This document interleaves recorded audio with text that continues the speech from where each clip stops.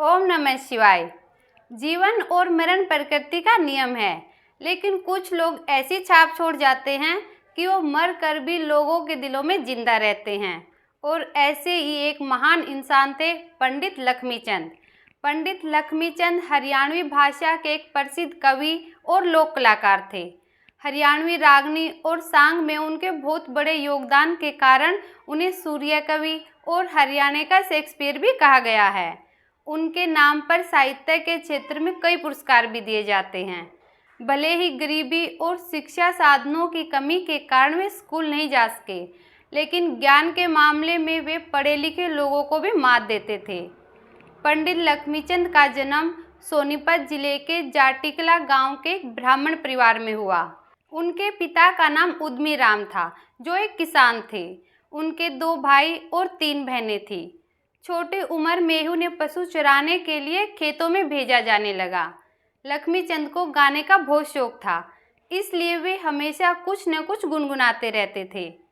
7-8 साल की उम्र में ही उन्होंने अपनी मधुर और सुरीली आवाज़ से लोगों का मन मोह लिया। गांव के लोग उन्हें गीत और भजन सुनाने के लिए बोलते रहते थे। गांव वालों की प्रशंसा से खुश होकर बालक लक्ष्मीचंद ने बहुत से गीत और भजन याद कर लिए और गायकी के रास्ते पर अपने कदम तेजी से आगे बढ़ा दिए। उसी समय उनके गांव के एक शादी समारोह में बसोदी के रहने वाले पंडित मानसिंह भजन रागनी का कार्यक्रम करने के लिए आए। वे अंधे थे। उन्होंने कई दिन तक गांव में भजन और रागनियां सुनाई। बालक लक्ष्मीचंद भी हर रोज उनके भजन सुनने के लिए जाते थे। लक्ष्मीचंद के दिल पर पंडित मानसिंह ने ऐसा जादू किया कि उन्होंने सीधे मानसिंह जी से उनको अपना गुरु बनने का आग्रह कर दिया। एक बालक के गायकी के प्रति इस अपार लगाव से प्रभावित होकर पंडित मानसिंह ने उनके पिता उद्मी राम से इस बारे में बात की और उनकी सहमति के बाद उन्होंने बालक लक्ष्मीचंद को अपना शिष्य बना लिया। इसके बाद बालक लक्ष्मीचंद अपने गुरु से ज्ञान लेने में लग गए और अपनी पूरी लगन और कठिन परिश्रम से वे निखरते चले गए। कुछ ही समय में लोग उनके गाने की प्रतिभा और सुरीली आवाज़ के कायल हो गए। अब उनका मन सांग सीखने का हुआ और सांग की कला सीखने के लिए लक्ष्मीचंद कुंडल के रहने वाले सोहन लाल के बेड़े में शामिल हो गए। पूरी लगन और अपनी कठिन मेहनत के बल पर 5 साल में ही उन्होंने सांग की बारीकियां सीख ली। उनके अभिनय और नाच का जादू लोगों के सिर चढ़कर बोलने लगा। उनके अंग अंग का मटकना, मनोहारी अदाएं, हाथों की मुद्राएं, कमर की लचक और गजब की फुर्ती का जादू हर किसी को मदहोश कर डालता था। जब वे नारी पात्र का अभिनय करते थे तो देखने वाले बस देखते रह जाते थे। एक दिन सोहन लाल ने लक्ष्मीचंद के गुरु पंडित मानसिंह के बारे में कुछ गलत बात मंच पर कह दी। इसका लक्ष्मीचंद को बहुत बुरा लगा और उन्होंने सोहन लाल का बेड़ा छोड़ने का ऐलान कर दिया। इस कारण कुछ छोटी सोच वाली मानसिकता के लोगों ने धोखे से लक्ष्मीचंद के खाने में पारा मिला दिया, जिससे लक्ष्मीचंद का स्वास्थ्य खराब हो गया और उनकी आवाज़ भी खराब हो गई। लेकिन अपनी कड़ी साधना के जरिए लक्ष्मीचंद ने कुछ समय बाद दोबारा अपनी आवाज़ में सुधार किया। इसके बाद पंडित लक्ष्मीचंद ने माजरा में रहने वाले अपने गुरु भाई जलाल नदीपुर के साथ मिलकर केवल 18-19 साल की उम्र में ही अलग बेड़ा बनाया और अपना सांग मंचित करने लगे।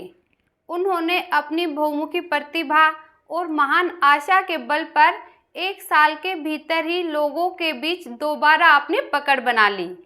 उनकी लोकप्रियता को देखते हुए बड़े बड़े कुशल कलाकार उनके बेड़े में शामिल होने लगे और पंडित लक्ष्मीचंद देखते ही देखते सांग सम्राट के रूप में प्रसिद्ध होते चले गए।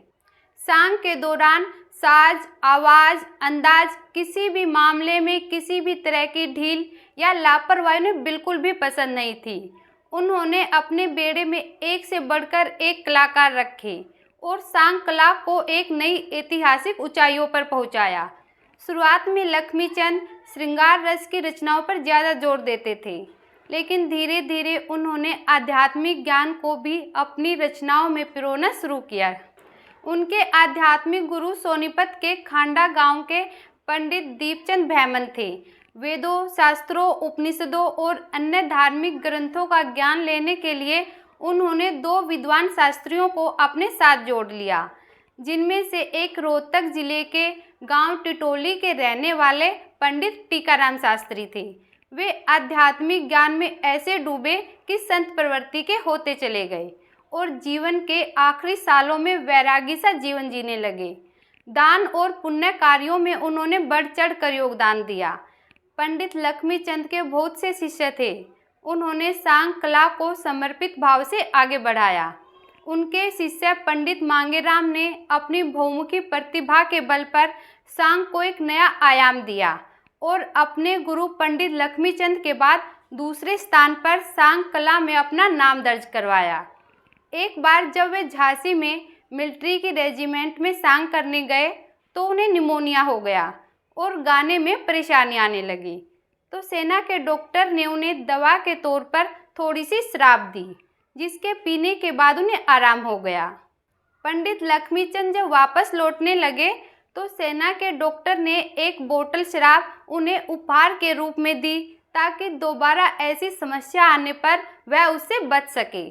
लेकिन घर आकर उन्होंने इस शराब का लगातार कई दिनों तक सेवन किया और फिर वे कब शराब के आदी हो गए उन्हें पता ही नहीं चला और उन्हें शराब की लत लग गई। लेकिन उनके सात्विक विचारों, ज्ञान और रचनाओं की श्रेष्ठता में बिल्कुल भी गिरावट नहीं आई। लंबी बीमारी के बाद केवल 42 वर्ष की उम्र में ही उनका देहांत हो गया। पंडित लक्ष्मीचंद सांग, भजन और रागनी की ऐसी अथाह और अनमोल विरासत छोड़कर गए हैं कि उन्होंने एक बार शराब पीकर भविष्य का ज्ञान स्टेज पर चढ़कर दे दिया था। उस समय उन्होंने जो भी बोला वो आज सच हो रहा है। पंडित लक्ष्मीचंद ने लगभग 2 दर्जन सांगों की रचना की, जिनमें नल दमयंती, हरिश्चंद्र, ताराचंद, चाप सिंह, नौटंकी, सत्यवान सावित्री, मेनका शकुंतला, मीराबाई, शाही लकड़हारा, पद्मावत, गोपीचंद, हीरामल जमाल, चंद्रकिरण, हीर रांझा और जानी चोर शामिल हैं। इनके अलावा पंडित लक्ष्मीचंद ने बहुत से भजनों की भी रचना की। उनकी रचनाओं पर अनेक विद्वानों ने बड़े बड़े शोध किए। उनकी रचनाएं पूरे देश व समाज को नई राह दिखाने वाली और भारतीय संस्कृति व संस्कारों को बढ़ाने वाली हैं। उन्होंने अपनी रचनाओं में धर्मशास्त्रों के अमूल्य ज्ञान को बड़े ही सहज व सरल भाषा में पिरोया है। पंडित लक्ष्मीचंद साग में रागनी बोलते थे और टीकाराम शास्त्री उन्हें लिखते थे। उनकी जुबान पर माता सरस्वती का वास था। उन्होंने अपनी रागनियों के माध्यम से लोगों को भविष्य का ज्ञान भी दिया। उन्होंने जो बातें बताई हैं वे सच में इस संसार में घटित हो रही हैं। शिव सदा सहायते।